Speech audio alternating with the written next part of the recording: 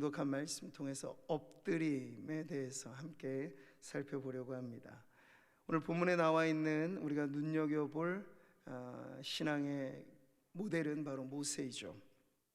모세는 구약을 대표하는 인물입니다. 예수님이 변화산상에 서실 때 구약을 대표하는 두 인물로 모세와 엘리야가 동석했었죠. 율법의 대표자, 선지자들의 대표자로 바로 모세와 엘리야가 서 있던 것입니다. 우리가 아는 것처럼 율법서 토라는 모세 오경으로도 불리는 이 모세의 저작들이죠.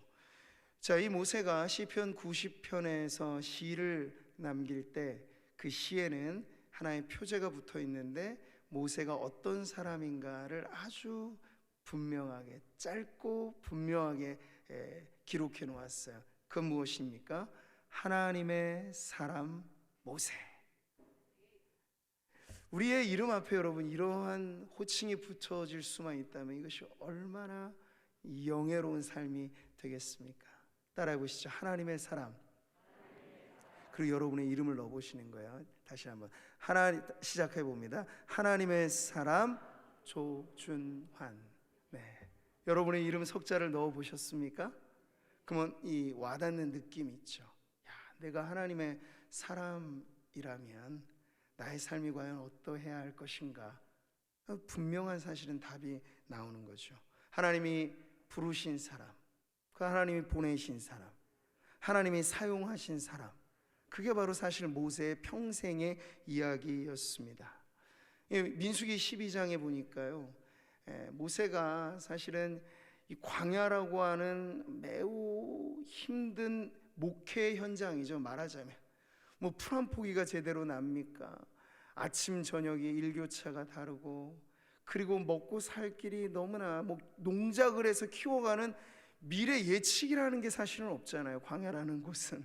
그러니까 하나님이 주시면 그냥 얻어 먹는 거예요. 만나 먹고 매출하게 먹고, 그렇게 하나님이 반석에서 물이 나게 하시면 마시고, 그러면서 사는 게 우리에겐 뭐 핑크빛 낭만처럼 보여지실지 모르겠지만 리얼한 삶의 현장으로 보면 이 안정감이 없는 거거든요. 하나님이 옮기라고 하면 텐트 걷어야 돼요. 언제든지 여기는 참 좋다, 요 자리에서는 우리가 한 1년 정도는 버틸 수 있겠어. 근데 하나님이 일주일 지났는데 자 이제 같이 가자꾸나 하고 텐트 걷으라고 하면 움직여야 되는 게 그 광야 유목 생활이었다는 거죠. 그러니 여러분, 그 안에서 경제가 어려워지면 백성들은 성이 납니다. 먹고 사는 문제가 딱 걸리면 아무리 정치를 잘해도 경제가 바닥을 치면요, 백성들이 성나게 되어 있어요. 그러니까 이 광야 40년 세월 동안에 모세가 늘 힘들었던 거, 먹을 거 조금 떨어지면 백성들이 성을 내면서 막 득달같이 잡아 막 모세를 궁지에 몰고 막 그랬거든요.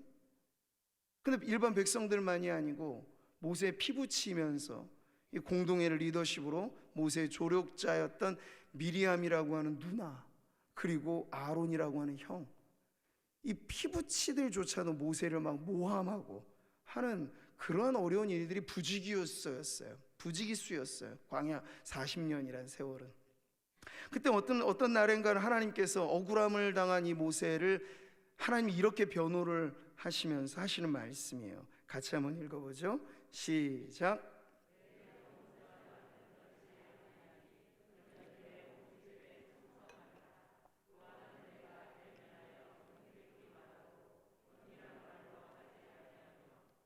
그는 또 여호와의 형상을 보거늘 너희가 어찌하여 내 종 모세의 비방하기를 두려워하지 아니하느냐. 아멘. 그러니까 하나님이 인정해 주시는 거죠. 난 모세를 참 친밀하게 대한다. 모세가 확보하고 있는 영적인 권위는 그냥 어떤 제도적인 어떤 직에 있지 않았어요. 물론 백성의 영도자라고 하는 최고 리더십이 그에게 주어졌지만 그건 자리의 문제가 아니고 영적인 권위의 문제였어요. 그런데 그 영적 권위는 어디서 생기는 것입니까? 나 이런 사람이라고 내가 주장해서 생기는 게 아니고 하나님이 부여해 주셔야 되는 거야. 하나님과 가까이 가면 갈수록 그 하나님의 얼굴빛이, 모세가 하나님과 너무 친밀하게 교제한 나머지 자기도 모르는 새 얼굴에 광채가 나더라 하는 장면이 나오죠. 그게 바로 영적 권위라는 거예요. 하나님과 친밀하면 친밀해질수록 생겨지는 바로 그 힘을 하나님은 직접 모세에게 그리고 그 주변 사람들에게 알려주셨던 것이죠. 자, 오늘 우리가 읽은 본문의 사건은요, 이런 모세가 겪는 또 하나의 어려움의 문제를 우리들에게 보여주고 있습니다. 출애굽한 이후에 시간이 얼마 오래 지나지도 않았어요. 하나님이 율법을 주시고자 시내산으로 그들을 인도하신 이후에 하나님의 종 모세는 율법을 받아 전해주려고 40주야를 하나님과 함께 독대하는 그런 시간을 가질 때, 그 40일의 시간을 기다리다 못해 이스라엘 백성들이 뭘 만들어냅니까? 금송아지를 뚝딱 만들어내요. 아론까지 합세해서 말이죠. 그러니까 모세가 빈자리에 백성들이 오합지졸이 되어버려가지고, 그들이 주장했던 것 뭐냐면, 우리를 위하여 우리를 인도할 신을 만들라, 이렇게 했어요. 하나님이 눈에 보이지 않는다는 이유만으로 그들은 불안해했고, 그들이 원했던 건 눈에 보이는 신을 달라는 거죠. 그래서 전혀 그들이 하나님을 아예 모르는 사람들이 아닌데, 혁혁한 권세로 하나님이 애굽에 10가지 재앙을 쏟아 부어주시면서 급기야는 홍해물을 가르시면서 그들이 탈출했잖아요. 하나님을 모르는 사람들이 아니에요. 근데 그들의 어리석음은 그 하나님을 눈에 보이는 형상에 빚어서 우상을 섬기지 말라는 주님의 계명을 정면으로 이렇게 거역하게 되는 그런 죄를 저지르게 된 것이죠.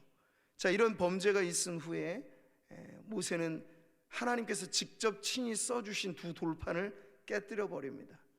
받을 자격이 사실 없는 거죠. 그런 의미도 있어요. 그런데 하나님께서는 긍휼을 베푸셔서 다시 산으로 올라오라고 말씀하세요. 내가 다시 두 번째 돌판을 써주겠다 해서 하나님의 산에 다시 올라 동일하게 40주야를 식음을 전폐하고 하나님의 말씀을 받아내는 그러한 장면에서 오늘 본문의 말씀이 있는 거죠.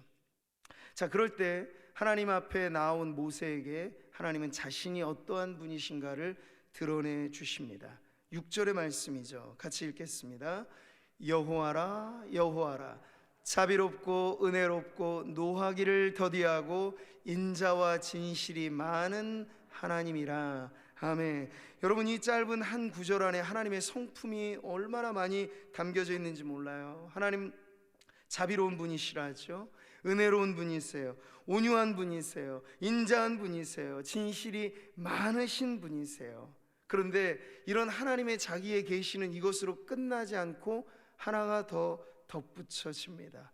그것은 하나님의 성품 가운데 우리가 잊어서는 안 될 중요한 공의로우신 하나님에 대해서도 말씀하세요. 7절의 말씀이죠. 그러나 벌을 면제하지는 아니하고 아버지의 악행을 자손 3, 4대까지 보응하리라.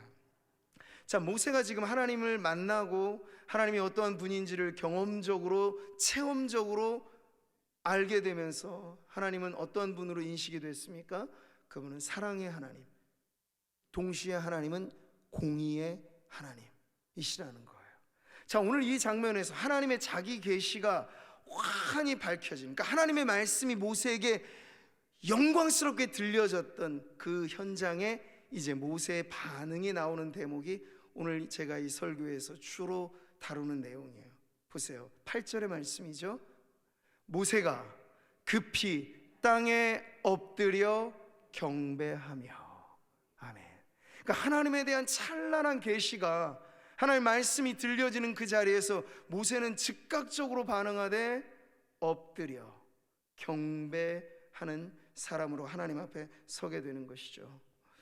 여기서 우리는 모세가 하나님 앞에 자신의 위치를 정확히 파악하고 있다는 걸 알 수 있어요. 그 위치란 무엇입니까?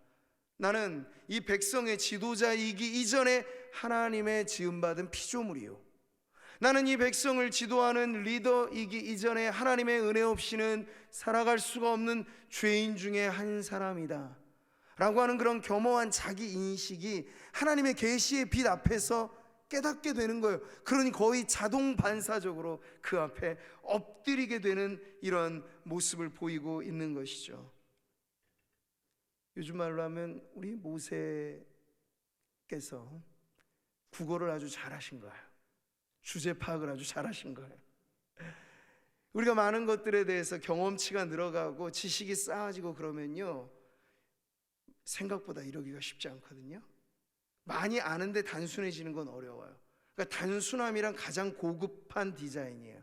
그러니까 스티브 잡스라고 하는 사람이 그 애플 하나, 디자인 하나 바꾸어 놓았을 뿐인데 그게 세상을 바꾸잖아요. 근데 단순함에는 철학이 들어가 있는 거예요. 그냥 없기 때문에 비어 있는 게 단순함이 아니라 꽉 차 있는 걸 다 정리하고 질서 있게 만들어서 최종의 단순함을 만들어낸 것.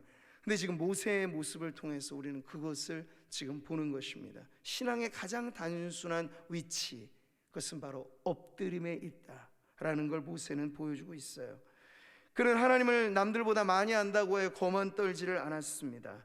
오히려 하나님을 아는 것이 남들보다 더 엎드리게 만드는 자리라고 하는 걸 몸소 보여주고 있는 거죠. 하나님을 아는 만큼 우리가 이 아는 지식이 내게 안전한가를 측정해주는 기준이 있습니다. 그건 바로 겸손이에요. 하나님을 알기는 아는데 겸손하지 않다, 그건 헛배운 거라 해도 틀리지 않는 거죠. 왜냐하면 우리 주님이, 우리 예수님이 겸손한 분이시잖아요. 나는 마음이 온유하고 겸손하니. 근데 그 겸손한 주님을 많이 아는데 교만하다, 전혀 잘못 알고 있다는 걸 보여주는 거죠. 모세가 그래서 하나님의 사람으로 시편 90편을 쓸 때 그는 이 시에서 자신의 평생의 신앙 고백이 담겨져 있는 이 한 줄의 고백을 하잖아요. 누가 주의 노여움의 능력을 알며 누가 주의 진노의 두려움을 알리까.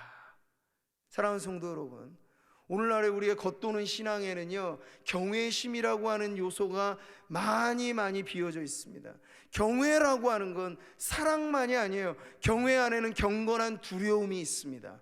하나님의 진노를 아는 하나님의 백성들이라면, 하나님의 재앙이 그 당시에는 애굽인에게 쏟아졌죠. 그러나 그게 왜 애굽에 부어졌습니까? 그들이 하나님을 인정하지 않았기 때문이에요. 그런데 나인들, 내가 하나님을 거역하고 내가 하나님을 부인하고 내가 하나님 없이도 살 수 있을 거라 말한다면 그 하나님의 진노는 나중에는 누구와 그 대상이 되겠습니까?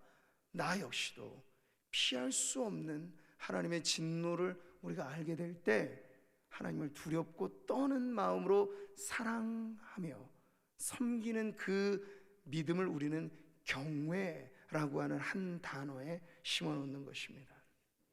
여러분, 오늘 모세의 자세를 한번 보세요. 머릿속에 그려보세요. 오늘날의 우리의 문화권에는 이 엎드림이라고 하는 게 거의 사라져 버렸거든요. 그렇죠? 어떤 장례식장 가면 그래도 이게 맞절을 하는 장례 문화가 있는데 그것마저도 요즘에는 대부분 다 목례로 바뀌어지고 있습니다.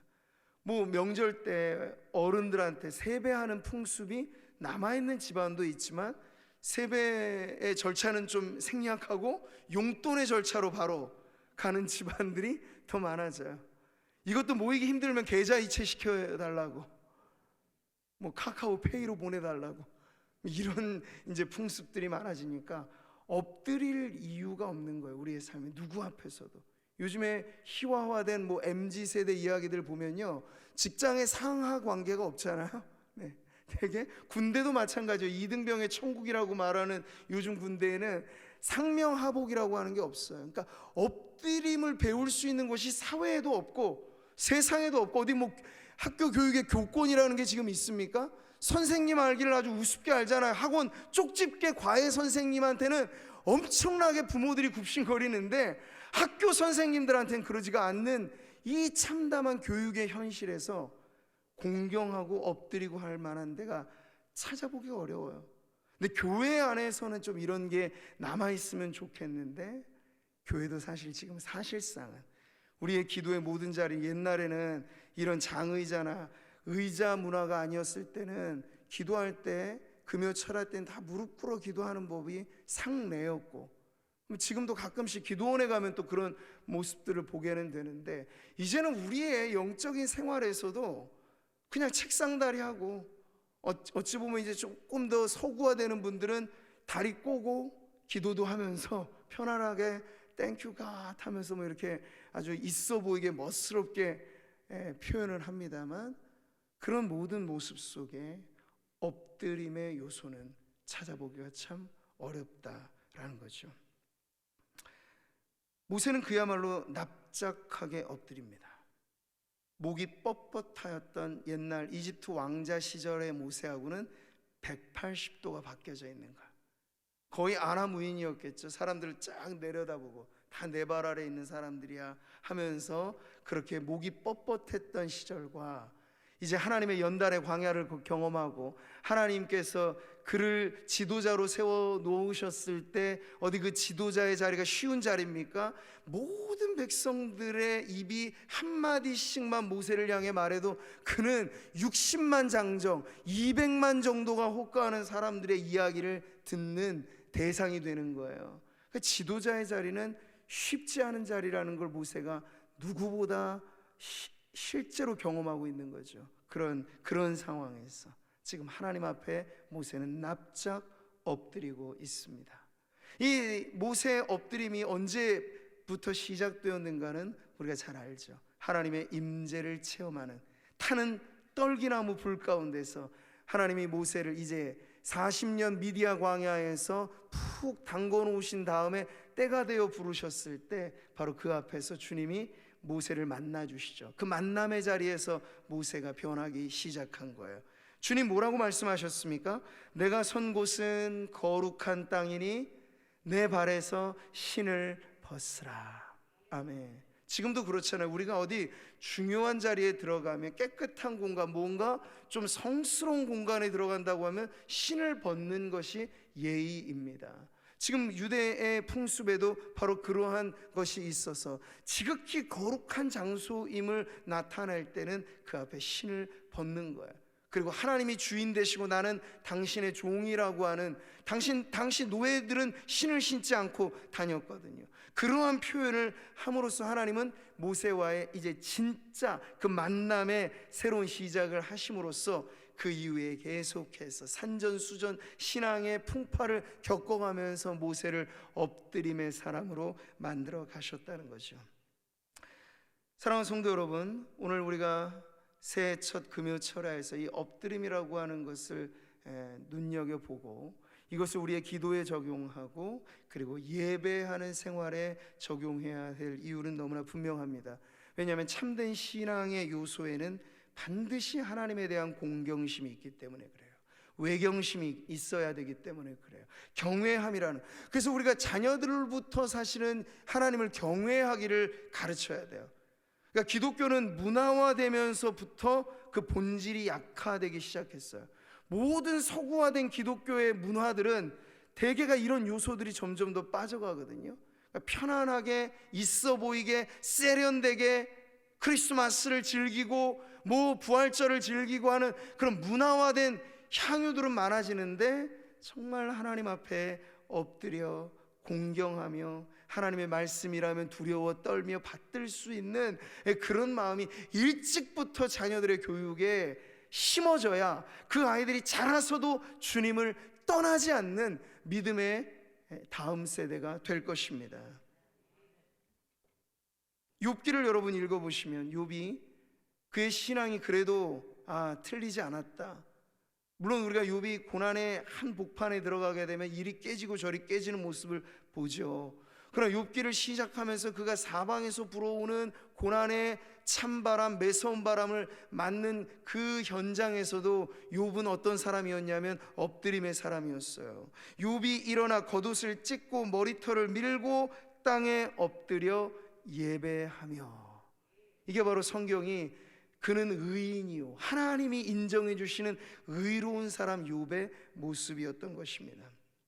자, 다시 우리가 모세의 이야기로 돌아와서 그의 엎드림을 볼 때 하나님 앞에서만 그가 엎드렸던 것은 아니에요.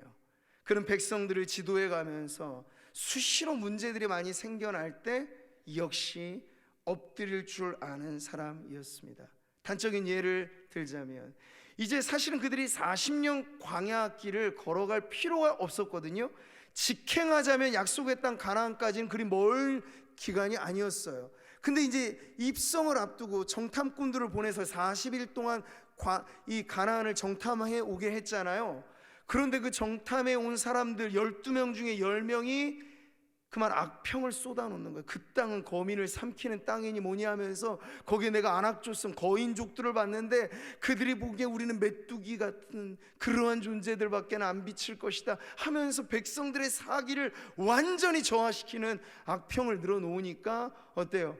지도자들이 선동하면 군중은 움직이죠. 그게 정확한 역학의 관계인데 그 당시 모든 백성들이 이 악평의 선동질에 움직여가지고 무슨 운동이 벌어졌냐면 백투더 이집트 운동이 벌어진 거예요. 어려운 말이 아니고 이집트로 돌아가자. 그게 뭐예요? 어떻게 되겠다는 거? 이제 우리 자유를 버리고 다시 노예 시절로 가자. 눈칫밥 얻어먹었던 그 시절로 가자. 그게 더 낫다.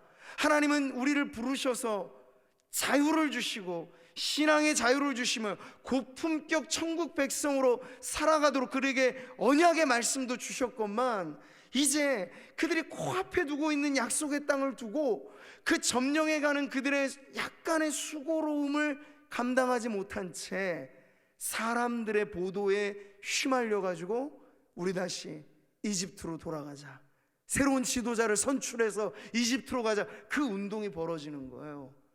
자, 그 현장이 얼마나 여러분 이 일촉즉발 같은 위기였겠습니까? 사람들이 지금 돌로 칠 기세였어요. 아니라 뜯어 말리면서 갈렙과 여호수아가 이 사람들의 말을 듣지 마세요. 우리가 보니까 정말 적과 꿀이 흐르는 땅이에요. 약속의 땅이에요. 우리가 취할 수 있어요. 하나님 우리와 함께 하시면 그들이 우리의 밥이에요. 이렇게 이야기를 했는데 그런 갈렙과 여호수아를 향해서 백성들이 돌을 쳐 들고 죽이려고 하는 그런 위기의 순간이에요. 그럴 때 여러분 성경을 보시면 이 모세와 아론의 모습이 어떻게 보이는가가 여기 나와요. 같이 한번 보시죠. 모세와 아론이 이스라엘 자손의 온 회중 앞에서 엎드린지라. 아멘. 여러분, 이 엎드림은 비굴함이 아닙니다. 아주 나 좀 우리 좀 살려주세요 빌빌 비는 그런 게 아니에요. 하나님 앞에 엎드렸던 그 모습 그대로. 이 백성들의 상황은 지금 완전히 무질서, 카오스죠. 혼동이에요. 어디로 튈지 몰라요. 그때 오히려 모세는요, 그의 영적 지도력은 이 사람 저 사람 붙들면서 설득하고 만나고 이게 아니고 그 즉시로 하나님 앞에 엎드리면서 하늘 문을 향하여 하나님을 향하여 수신을 하고 보내는 거예요. 발신을 하고 있는 거예요. 그 짧은 순간의 찰나에 모세가 어찌 기도했을지는 여러분 오늘 본문의 말씀 보면 그 기도의 내용을 알 수 있습니다. 오늘 말씀이 바로 엎드린 사람 모세가 한 기도의 내용이거든요. 우리 8절과 9절 같이 큰 목소리로 한번 읽어보겠습니다. 시작.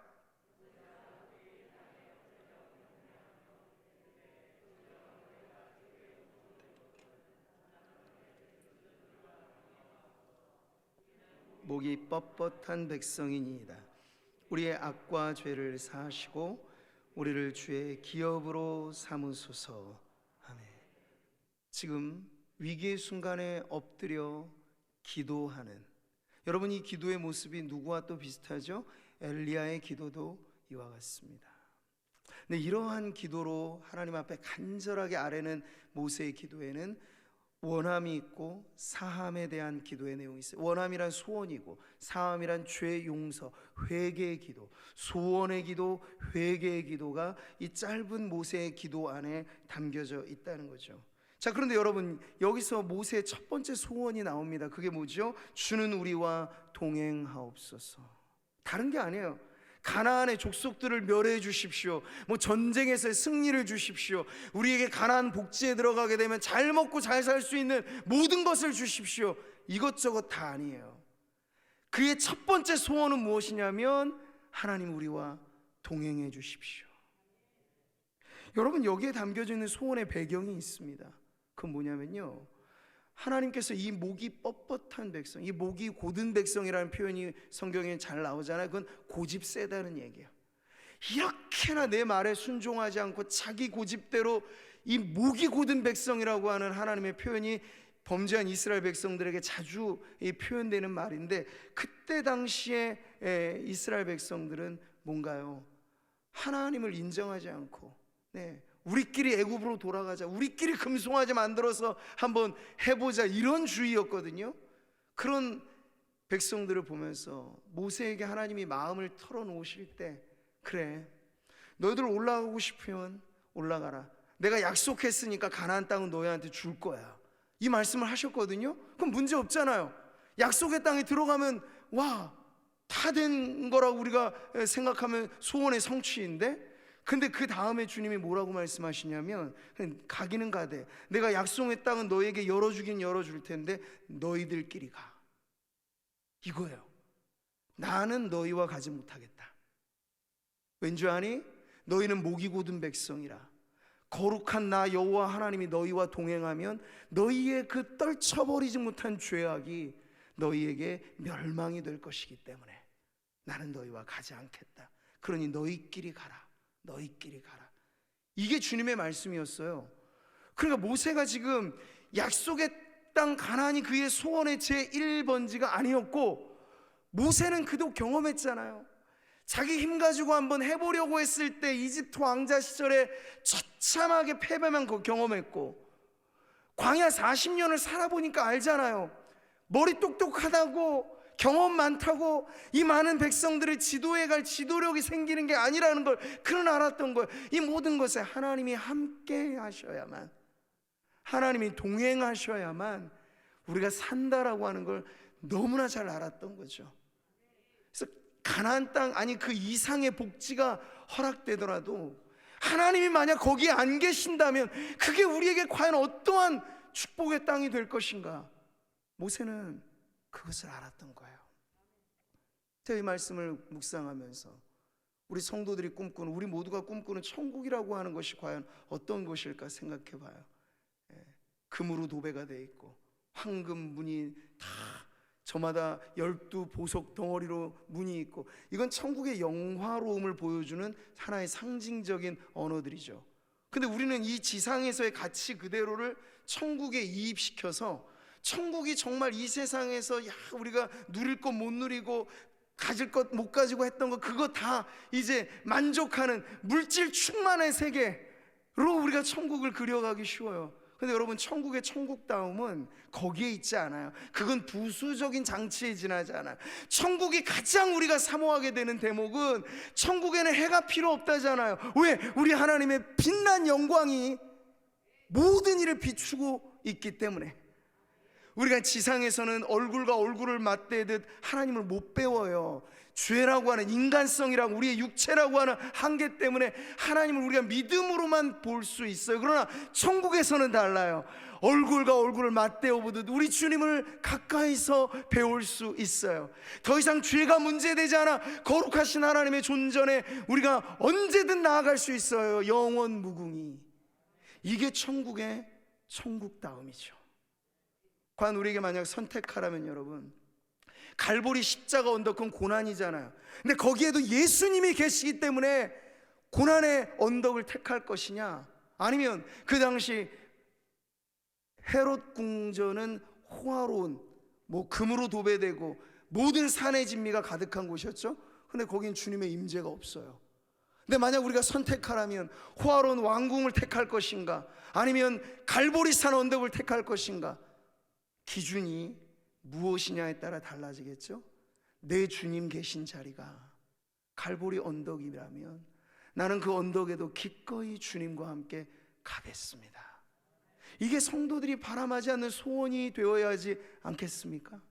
오늘 모세가 엎드려 간구하였던 바로 그것, 약속의 땅을 내게 주소서, 우리에게 약속한 소원의 성취를 이루어 주소서, 그건 다 뒷전으로 미루고 모세가 먼저 구하였던 것, 하나님 우리와 동행해 주소서, 하나님의 임재에서 우리가 떠나지 않게 해 주십시오, 이거요. 나는 있어도 당신이 곁에 없으면 나는 언제나 없습니다. 나는 없어도 당신이 곁에 있으면 나는 언제나 있습니다. 당신이 계심으로 나도 있고, 당신의 노래가 머물므로 나는 부를 수 있어요. 주여, 꽃처럼 향기 나는 나의 생활이 아니어도 나는 당신이 좋을 수밖에 없어. 주 예수 나의 당신이요.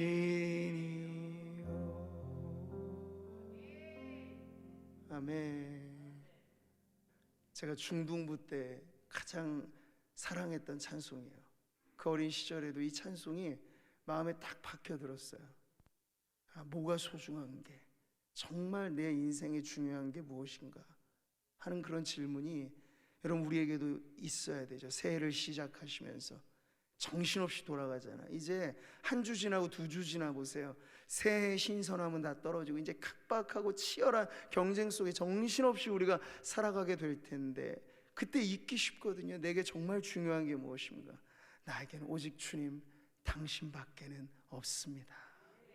하늘에서는 주 외에 누가 내게 있으리요, 땅에서는 주밖에 나의 사모할 자 없나이다. 하나님께 가까이함이 내게 복이라. 내가 주 여호와를 나의 피난처로 삼아 주의 모든 행적을 전파하리이다. 새해를 시작하며 하나님 앞에 엎드려 기도하는 우리 성도들의 기도의 소원에도 이것이 있기를 바랍니다. 주님밖에 내게 없어요. 주님이 동행해 주시면 가시밭길도 내게는 천국 가는 길이고, 주님이 나와 함께 하시지 않으면 비단길도 내게는 지옥 가는 길에 밖에 지나지 않아요. 그러니 주님 나와 동행해 주세요. 우리 교회의 운명도 다른 데 있지 않아요. 여러분, 겉보기에 좋아서 좋은 교회가 아니고 주님의 임재가 예배에 경험되어야 할 줄 믿습니다. 주님이 동행하시는 흔적이 면면이 성도들의 삶의 간증이 되는 교회, 허우대만 멀쩡하다고 여러분 건강한 교회가 아니고요, 주님이 동행하시는 교회가 건강한 교회인 줄 믿습니다. 그러니까 모세의 기도가 오늘 우리들에게도 얼마나 중요한 기도가 되는지, 그리고 오늘 이 밤에 엎드려 기도해야 될 기도는 내 죄를 사하소서. 우리의 백성의 죄가 무지 많사오니 우리의 죄를 용서해 달라고 하는 회개의 기도는 역시 하나님의 임재를 회복하는 엎드림의 기도에서 너무나 중요한 기도임을 알게 됩니다. 그리고 모세는 이 회개의 기도 이후에 마지막 소원을 알아야 돼. 하나님, 우리 백성 이스라엘을 당신의 기업으로 삼으소서. 이거예요. 여러분, 교회의 영광스러움이 어디에 있습니까? 하나님이 우리를 바라보실 때 너는 내 거야 라고 말씀하시는 거예요. 여러분, 우리 한국이 미국을 부러워한다고 될 게 아니에요. 어디 선진국의 반열에 못 들어가, 그것은 이 세상의 기준이죠. 우리 한국이 가장 하나님의 복받은 나라가 된다는 것, 너희는 내 기업이다, 너희는 왕같은 제사장의 나라다, 그거예요. 여러분, 주님의 소유된 백성이고 주님이 택하신 족속이고 주님과의 관계에서 그 분명한 하나님의 기업으로서의 교회됨, 그러한 모습으로 나아가게 되는 것이 새해 우리가 이 금철에서 하나님 앞에 엎드림을 회복하면서 기도하고 소원해야 될 간구인 줄 믿습니다. 잠옷실 같은 데서는 이렇게 엎드려서도 기도하시기도 좋을 거고, 새벽에 우리가 지금은 이제 거리가 서로 간에 좁혀져 있으셔가지고 이 장의자에서 엎드리기가 참 쉽지 않아요. 근데 여러분, 엎드림을 오해하지 마십시오. 엎어지는 건 아니에요. 푹 엎어져서 뭐 자고 그런 건 아니고 정말 겸손하게 엎디는 것이죠. 그러기에 저는 이런 자리들이 너무나 좋지 않을까 싶어요. 근데 이런 부분들을 인위적으로 하는 것은 또 다른 형식을 만들어내는 것 뿐이고, 다만 성도님들 안에 정말 하나님의 임재가 깊이 내게 와닿으면 모세처럼 우리도 그럴 수밖에 없을걸요. 계시록을 보면 사도 요한이 살아계신 하나님의 임재를 경험하니까 죽은 자처럼 엎드려지잖아요. 이겁니다. 이거 예배의 극치는 하나님의 임재인데, 하나님의 임재는 우리를 이렇게까지 납작 엎드리게 만든, 저 천상의 거룩한 피조물인 내 스랍 같은 그런 천사들도 감히 하나님을 두 눈 뜨고 못 봐서 날개로 자신들을 가리잖아요. 발을 가리고 얼굴을 가리고. 그 표현이 뭡니까? 하나님 앞에 흠없어 보이는 천상의 피조물들조차도 거룩하신 하나님의 존전에서는 바로 설 수 없다는 거예요. 오늘 우리 안에 그러한 예배의 영광스러움이 새해 저는 우리 매주 드리는 주일의 예배가 되었으면 좋겠습니다. 성도 개개인이 주님 앞에 드려 예배하는 여러분의 골방에서는 충분히 실천해 보실 수 있죠. 골방에서 엎드림을 연습해 보세요. 납작 엎드려 보세요. 내 안에 마음에 산란하고 내 이 세상의 일들 때문에 너무나 복잡하고 그럴 때 정말 우리에게 필요한 건 하나님 앞에 엎드리는 것입니다. 엎드려서 주여 나를 도우소서.